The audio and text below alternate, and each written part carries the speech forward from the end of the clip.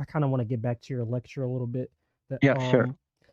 in that lecture you mentioned, like you also mentioned this earlier in the interview, the hair part theory, where basically if you were to part your hair one way, you'll, I don't want to say look better, but certain attributes about yourself will come to the forefront, basically.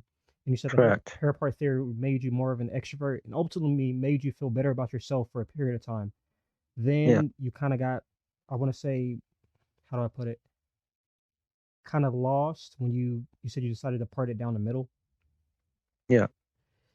and then Yeah. I mean, I really felt like I was two people.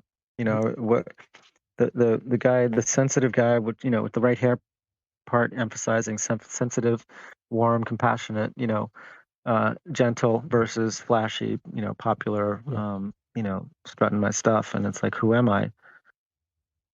So and the middle part sort of satisfied that or solved that problem. And mhm. it's in the middle sense.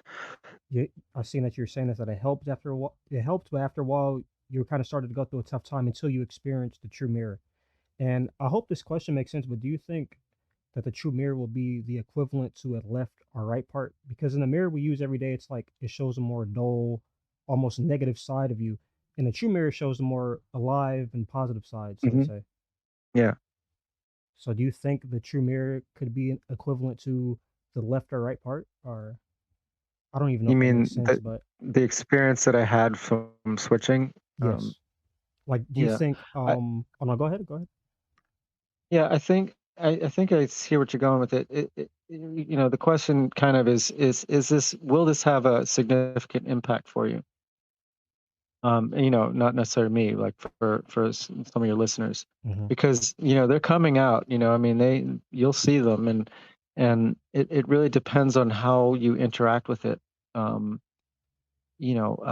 for instance, seeing your light and life is just incredible. It's like, wow, this is really life affirming. But seeing your misery is also really important. I mean, one time I was super, super upset after Burning Man, and I was like, I, relationship stuff, and I was in the hotel room afterwards, and this is 14 days in the desert, so I was burnt to a crisp. I was just really tired and fatigued, and been showing True Mirrors the whole 2 weeks, and I was just tired and lonely, and I brought the mirror out to the true mirror. I wanted to see what it looked like, and I started crying in front of it, and I started bawling. Okay, and like for 10 solid minutes, I was like racked with sobs for how deeply sad I was. It was miserable because I really, really was felt so alone and so lonely and so played out and destitute for all the things I was trying to do to meet someone and all that. And here I'm still alone. I mean, in Burning Man, it's just such a great place to meet people. But I just want to say, it's like in the back of my mind, I'm sort of observing this, okay, because I am. I'm a scientist, and I was fascinated. I was like, oh my God, look at that, like raw emotion that was so valid. I mean, I felt like I'd validated my misery, which sounds kind of weird, but instead of discounting it and saying, "Oh, duh, you shouldn't feel this way. Why, like all this like criticism and challenge." Instead, I was feeling. Excuse me, I got to sneeze. Excuse me. Bless you. Instead, I was feeling compassion and empathy, and but the cool thing was it was continuous. I mean, I stayed with it for that long of a time, and every so often I'd look back to the regular mirror just to compare, and it's like, yeah, it's like this flattening of even my deep heartfelt emotion, even the misery just kind of suddenly became shallow and kind of fake. um, so, I mean, that was super impactful for me in that moment was to realize how deeply, deeply in pain I was. And the thing is, after 10 minutes, I walked away and I felt like I'd just shared with my best friend. I gotten it off my chest and went back downstairs where everyone's hanging out and partying and having a good time. And it was like I wasn't feeling great, but I certainly was felt like I'd been heard. And God, how many times we've heard that, like people don't listen to me. Yeah. Well, to be able to listen to yourself, at that level was pretty powerful.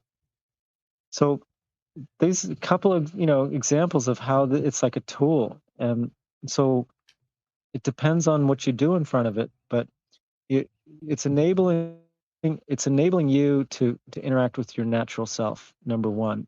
And it's kind of up to you to interact and whatever's going on to kind of dig deep and figure out what's going on and why that's important to you, and learn and use that information when you're going out to the world, because now you kind of know what the world is seeing.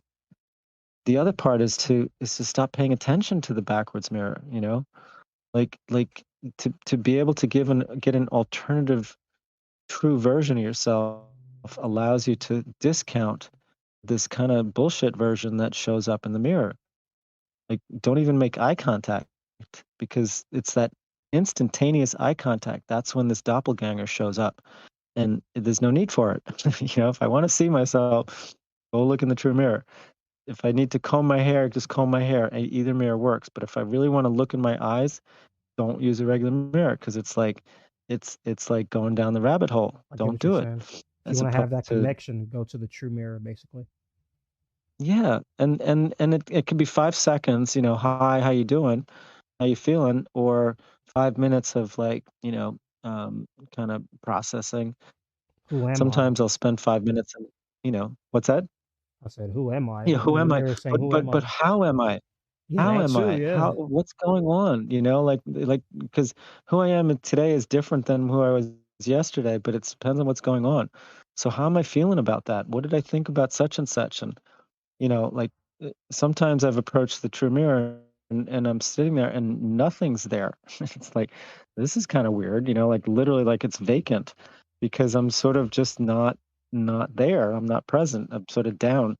And so I sit with that for a while, and then all of a sudden some thought will flit through my head.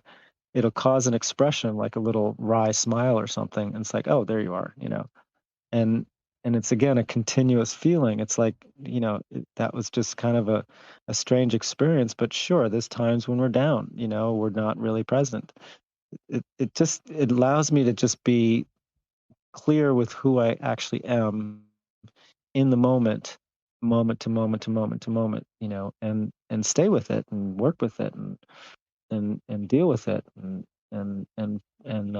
process it, and again to not try to deal with and process faulty information, because I think it's so difficult. Okay. Here we go. I swear to God, we're wasting time. See, you give me faith that everything be fine, but I'm losing my mind. And you say smell the roses, what happens, we'll be fine. Okay, I just hate the fact that we all wait to see